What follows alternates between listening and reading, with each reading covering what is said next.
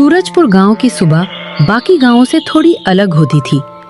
यहाँ सूरज की पहली किरण के साथ ही एक आवाज गूंजने लगती थी, ठक ठक ठक। ये आवाज थी लखन की कुल्हाड़ी की, जो रोज जंगल की गहराई में जाकर अपनी किस्मत तराशता था। उफ, आज की गर्मी तो जान ले लेगी, लेकिन रुक नहीं सकता। माँ की दवाई और आज शाम का राशन, सब इन लकड़ियों पर ही तो टिका है। लखन लकड़ियों का भारी गट्ठर अपने सिर पर उठाता और बाजार की ओर निकल पड़ता, जहां उसे चंद रुपयों के लिए घंटों इंतजार करना पड़ता था।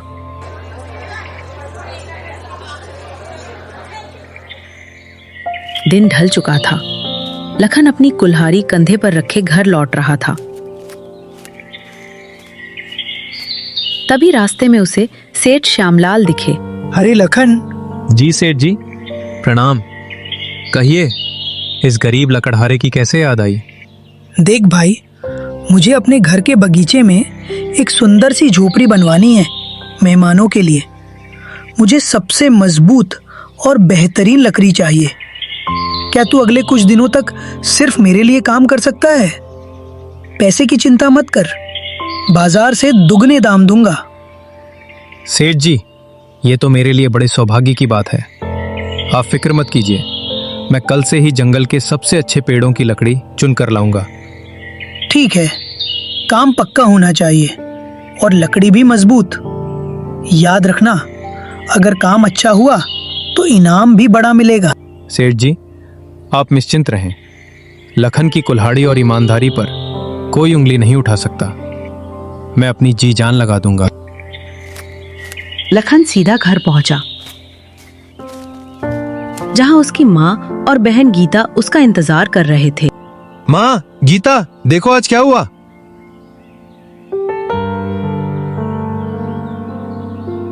क्या हुआ भैया? आज आप इतने खुश क्यों हो? क्या बाजार में सारी लकड़ियां बिक गई? नहीं गीता, उससे भी बड़ी बात है। आज रास्ते में मुझे सेठ श्यामलाल जी मिले थे। उन्होंने मुझे अपनी हवेली के लिए लकड़ी काटने का काम दिया है, और जानते हो, वो मुझे बाजार से दुगने पैसे देंगे। सच में बेटा? क्या भगवान ने हमारी सुन ली? हाँ माँ, अब तुम्हारी दवाई भी आएगी और गीता के लिए नई किताबें भी। वाह भैया, आप बहुत मेहनत करते हो। भगवान ने आपको फल दे ही दिया। मेरे बच्चे, तेरी ईमानदारी ही तेरी सबसे बड़ी दौलत है। जा, अब हाथ मुंह धो ले। गीता ने पानी रख दिया है। आज सब मिलकर सुकून से खाना खाएंगे। उस रात लखन, माँ और गीता ने खुशी खुशी खाना खाई। अगली सुबह लखन अपनी कुल्हाड़ी लेकर जंगल की ओर जाता है।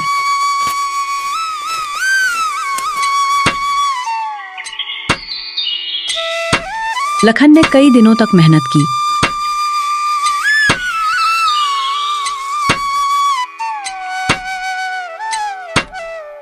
और सेठ श्यामलाल को लकड़ियां पहुंचाईं। राम राम सेठ जी, मेहनत तो बहुत लगी, पर काम लगभग पूरा हो गया है। बस कल लकड़ी का आखिरी गट्ठर भी पहुंच जाएगा। बहुत अच्छे, तुम्हारी फुर्ती देखकर अच्छा लगा। कल जब आखिरी गट्ठर ले आओगे तब अपना पूरा हिसाब भी कर लेना। जी सेठ जी, जैसी आपकी आज्ञा। कल समय पर काम खत्म कर दूंगा। जब लखन अपना काम पूरा करने के बाद सेठ जी से मिलने पहुंचता है। राम राम सेठ जी। अरे आओ लखन, बैठो। लकड़ियों की आखिरी खेप भी गोदाम में पहुंचा दी है, आप एक बार देख लीजिए। मैंने देख लिया है। मुनीम जी बता रहे थे कि लकड़ियां बहुत अच्छी क्वालिटी की हैं और तुमने सारा काम समय से पहले ही निपटा दिया। जी सेठ जी, पिछले कई दिनों से बस यही धुन थी कि आपका काम रुकना नहीं चाहिए। जंगल में बारिश के बावजूद मैंने कोशिश की कि लकड़ियां गीली ना हो। तुम्हारी यही लगन देखकर मुझे बहुत खुशी हुई लखन। आज के जमाने में ऐसे मेहनती और ईमानदार लोग कम ही मिलते हैं। मुनीम जी, लखन की थैली लाइए। तुम्हारी मेहनत की कमाई, इसमें तुम्हारी तय मजदूरी के साथ साथ मेरी तरफ से थोड़ा इनाम भी है। तुमने जो मेहनत की है, ये उसका छोटा सा फल है। बस आपका आशीर्वाद बना रहे सेठ जी। आगे भी जब लकड़ियों की जरूरत होगी तो मैं तुम्हें ही याद करूंगा। अपना काम इसी तरह ईमानदारी से करते रहना। बहुत बहुत धन्यवाद सेठ जी, आपने मेरी बड़ी मदद कर दी। माँ बहुत खुश होगी। राम राम। राम राम, अपना ख्याल रखना। लखन थका हुआ चेहरे पर एक बड़ी मुस्कान लिए अपने घर के आंगन में कदम रखता है। उसकी माँ बैठी अनाज साफ कर रही हैं। माँ, ओ माँ, देखो तो आज मैं क्या लाया हूँ। अरे लखन, इतने सारे पैसे! ये सब मेरी कई दिनों की मेहनत का फल है। मैंने सेठ श्यामलाल को सारी लकड़ियां पहुंचा दी।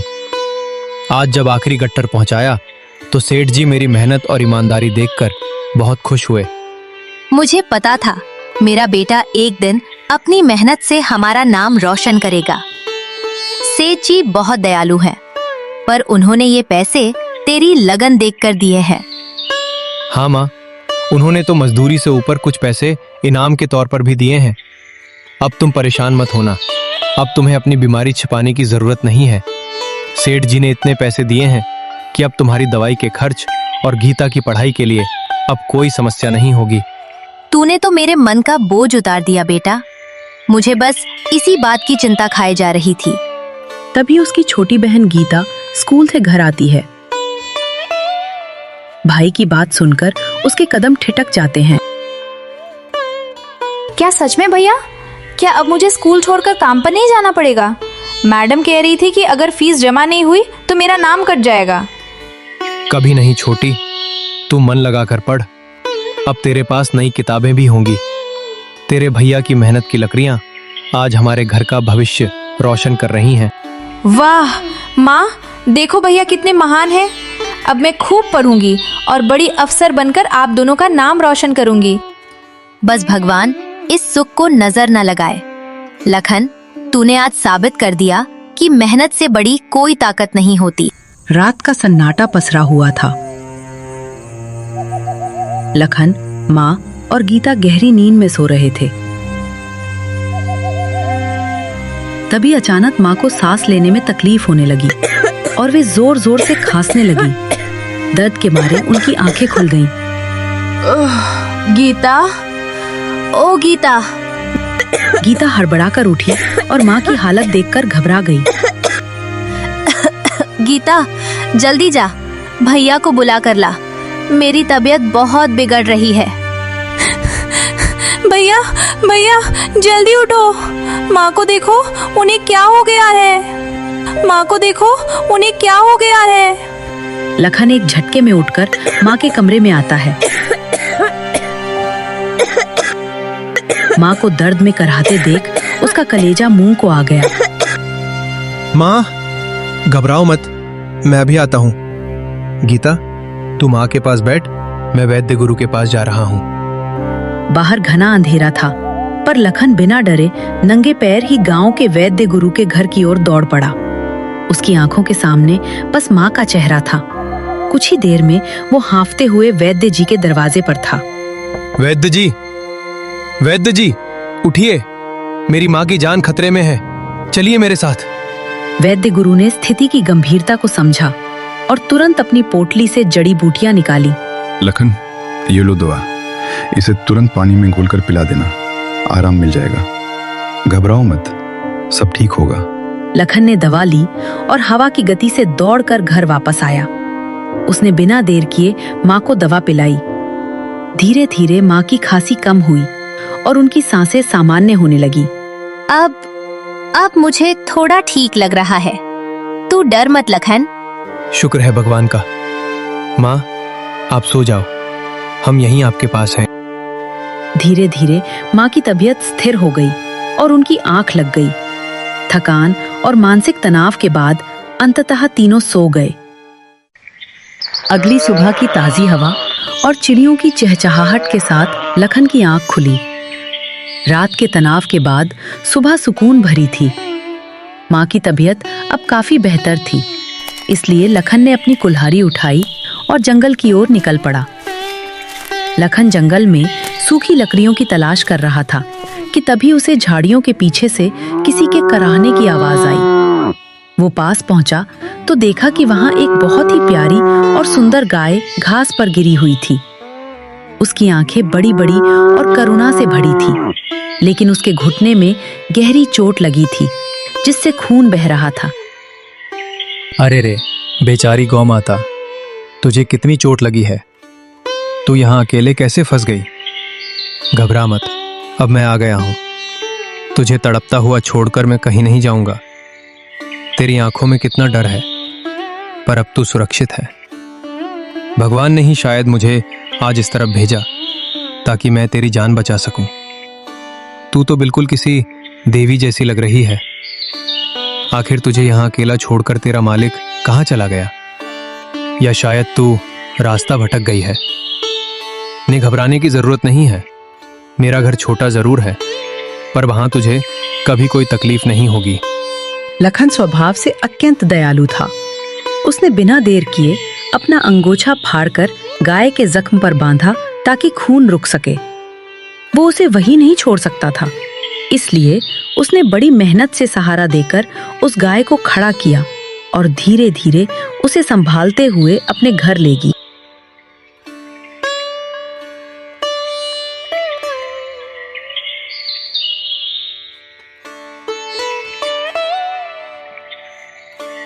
लखन ने घर के आंगन में कदम रखा और ऊंची आवाज में माँ को पुकारा। माँ, ओ माँ, जल्दी बाहर आओ, देखो मैं किसे साथ लाया हूँ। माँ रसोई का काम छोड़कर जैसे ही बाहर आईं, उनकी नजर उस सुंदर गाय पर पड़ी जिसे लखन सहारा देकर खड़ा था। माँ एकदम चौंक गईं। अरे लखन, ये क्या? तू जंगल लकड़ियां काटने गया था या गाय खरीदने? और ये गाय कहाँ से आई? माँ, पहले शांत हो जाओ। मैं इसे खरीद कर नहीं लाया, बल्कि मौत के मुंह से बचा कर लाया हूँ। जब मैं जंगल में सूखी लकड़ियां बीन रहा था, तब मुझे किसी के कराहने की आवाज आई। झाड़ियों के पीछे ये बेचारी गौ माता तड़प रही थी। इसके घुटने में गहरा जख्म था और ऐसा लग रहा था जैसे किसी शिकारी जानवर ने इसे डराने की कोशिश की हो। अच्छा, तो ये बात है। बेचारी कितनी डरी हुई है। हाँ माँ, अगर मैं इसे वहीं छोड़ देता तो सूरज ढलने तक लकड़बग्घे या सियार इसे मार डालते।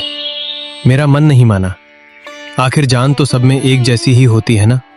मैंने अपनी मेहनत की कमाई का लालच छोड़ दिया और इसे यहाँ ले आया। क्या मैंने गलत किया माँ? नहीं बेटा, तूने तो आज धर्म का काम किया है। पैसा तो आता जाता रहता है, पर किसी जीव की जान बचाना सबसे बड़ी नेकी है। माँ, आज से ये हमारे परिवार का हिस्सा है। मैंने इसका नाम देवी रखा है। आखिर इसने आज हमारे घर में कदम जो रखा है, तो ये हमारे लिए किसी आशीर्वाद से कम नहीं है। देवी, नाम तो बहुत प्यारा चुना है तूने। और देख, इसके चेहरे का तेज भी तो बिल्कुल वैसा ही है। गीता जैसे ही आती है, वो सामने एक सुंदर सफेद गाय को देखकर हक्का बक्का रह जाती है। अरे भैया, माँ, ये क्या है? ये इतनी सुंदर गाय हमारे घर में कहाँ से आई? क्या आपने इसे खरीदा है? नहीं छोटी, ये खरीदी नहीं गई है। ये तो हमें जंगल में मिली है। पर भैया, इसके पैर में तो पट्टी बंधी है। इसे क्या हुआ है? क्या इसे बहुत दर्द हो रहा है? गीता धीरे धीरे गाय के करीब गई और बड़े प्यार से उसके गले को सहलाने लगी। हाँ बेटी, बेचारी घायल थी। तेरे भैया इसे मरहम पट्टी करके जंगल से यहाँ तक लाए। गीता, आज से ये हमारे साथ यही रहेगी। और पता है मैंने इसका नाम क्या रखा है? इसका नाम है देवी। देवी, वाह भैया, कितना सुंदर नाम है। मैं रोज स्कूल से आते समय इसके लिए ताजे फूल और मीठी घास लाऊंगी। ठीक है गीता, पर याद रखना अभी इसे आराम की जरूरत है। माँ, अब आप इसकी फिक्र मत करना। इसकी सेवा मैं खुद करूंगा। ये सिर्फ एक जानवर नहीं, अब से मेरा दूसरा साथी है। जैसे ही लखन ने उसे देवी पुकारा, गाय ने धीरे से अपनी गर्दन ऊपर उठाई और अपनी बड़ी बड़ी आंखों से लखन को देखने लगी, मानो वो कह रही हो, शुक्रिया लखन, मुझे एक नया जीवन और एक नया परिवार देने के लिए। लखन ने बड़ी मेहनत से घर के सामने वाली खाली झोपड़ी को साफ किया और वहां देवी के लिए नरम घास बिछाई। लो देवी, आज से ये तुम्हारा नया घर है। यहाँ तुम सुरक्षित रहोगी। भैया, मैं अभी जंगल के किनारे से ताज़ी और नरम घास लेकर आती हूँ। देवी को भूख लगी होगी। गीता दौड़ कर जाती है और कुछ ही देर में घास का गट्ठर लेकर आती है। देवी बड़े चाव से घास खाती है। अगली सुबह लखन देवी का हाल जानने पहुंचा। वहां पहुंचते ही उसकी आंखें फटी की फटी रह गईं। माँ गीता, जल्दी यहाँ आओ, देखो ये क्या है। माँ और गीता दौड़ कर आती हैं। उन्होंने देखा कि देवी के सामने रखी बाल्टी दूध से लबालब भरी हुई थी, जबकि किसी ने उसे दुहा भी नहीं था। हे भगवान, ये तो चमत्कार है। इस गाय को किसी ने दुहा नहीं, फिर भी इतनी बाल्टी भर दूध। माँ, मैंने कहा था ना, हमारी देवी सच में कोई देवी ही है। ये हमारी नेकी का फल है माँ। ये एक चमत्कारी गाय है। लखन उस दूध को लेकर गांव के बाजार में बेचने पहुंचा। जैसे ही लोगों ने वो दूध चखा, वहां भीड़ लग गई। अरे लखन, ये दूध है या अमृत? इतना मीठा और इतना गाढ़ा दूध मैंने आज तक नहीं चखा।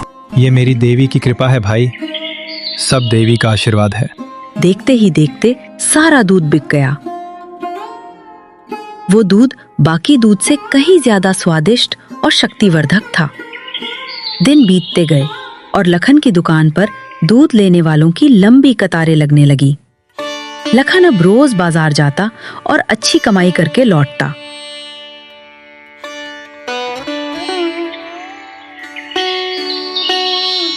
बेटा, अब घर की सारी तंगी दूर हो गई है। मेरी दवाई और गीता की पढ़ाई का इंतजाम अब आराम से हो रहा है।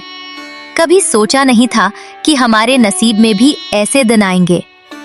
माँ, ये सब आपकी दुआओं और उस बेजुबान देवी की कृपा है। अगर उस दिन मैंने जंगल में नेकी का रास्ता न चुना होता तो शायद आज भी हम गरीबी से लड़ रहे होते। हाँ माँ, और देखिए, अब मेरे पास अपनी खुद की नई किताबें हैं। अब मुझे किसी और से मांगने की जरूरत नहीं पड़ती। भैया, मैं वादा करती हूँ कि मैं बहुत मन लगाकर पढ़ूंगी। यही तो मैं चाहता हूँ छोटी। माँ, अब आपको अपनी सेहत की चिंता करने की जरूरत नहीं है। अच्छे से अच्छा इलाज होगा और पौष्टिक खाना भी मिलेगा। अब हमारे घर में खुशियों का डेरा है। ऊपर वाले का लाख लाख शुक्र है कि उसने तुझे इतनी सद्बुद्धि दी। ईमानदारी की रोटी में जो मिठास है वो कहीं और नहीं। लखन का काम इतना बढ़ गया कि उसने अब गांव के कुछ गरीब मजदूरों को भी काम पर रख लिया। लखन भाई, आप तो हम गरीबों के लिए मसीहा बन गए हैं। शुक्रिया हमें काम देने के लिए। लखन, जो कभी खुद मजदूरी करता था, आज अपनी मेहनत और दयालुता के कारण कई परिवारों का सहारा बन गया था। देवी उसके आंगन में सुख और शांति का प्रतीक बनकर रहने लगी। गांव का बहुत ही लालची और स्वार्थी आदमी था जालिम सिंह। जब उसने सुना कि लखन की गाय बिना दुहे बाल्टी भर दूध देती है और लखन अमीर होता जा रहा है, तो उसके मन में लालच जाग गया। ये कल का छोकरा लखन आज ठाठ से घूम रहा है। सुना है इसके पास कोई जादुई गाय है। वो गाय लखन की झोपड़ी में नहीं, मेरी हवेली में होनी चाहिए। लेकिन हुजूर, पूरा गांव लखन की इज्जत करता है, हम उसे छीनेंगे कैसे? छीनेंगे नहीं, चुराएंगे। आज आधी रात को जब सब सो रहे होंगे, तब हम देवी को खोलकर अपनी गौशाला में ले आएंगे। किसी को कानो कान खबर नहीं होगी। रात का समय था। लखन का परिवार सुख की नींद सो रहा था। जालिम सिंह और उसके आदमी दबे पांव लखन की झोपड़ी की ओर बढ़े। जैसे ही उन्होंने देवी की रस्सी खोलने की कोशिश की, कुछ अजीब हुआ। जल्दी करो, इसकी रस्सी खोलो और इसे चुपचाप यहाँ से निकालो। जैसे ही जालिम सिंह के चमचे ने देवी की पीठ पर हाथ रखा, अचानक उसे एक जोरदार बिजली का झटका लगा और धड़ाम से जमीन पर जा गिरा। ये क्या हुआ? अरे उठ, क्या हुआ तुझे? मरे रे बाप! मालिक, इसे मत छूना। ये कोई साधारण गाय नहीं है, इसमें तो करंट है।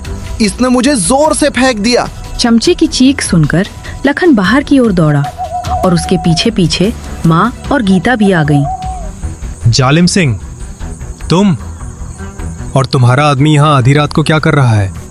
चोरी छिपे मेरे घर में घुसने की तुम्हारी हिम्मत कैसे हुई? अरे अरे नहीं लखन, तुम गलत समझ रहे हो।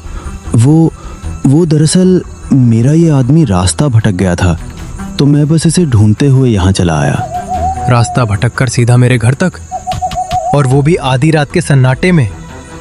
शर्म आनी चाहिए तुम्हें। जो बच्चा कल तक दाने दाने को मोहताज था, आज उसने अपनी मेहनत से अपनी किस्मत बदली है, और तुम उससे ये भी छीनना चाहते हो। गांव वाले भी शोर सुनकर अपने घरों से बाहर निकल आए।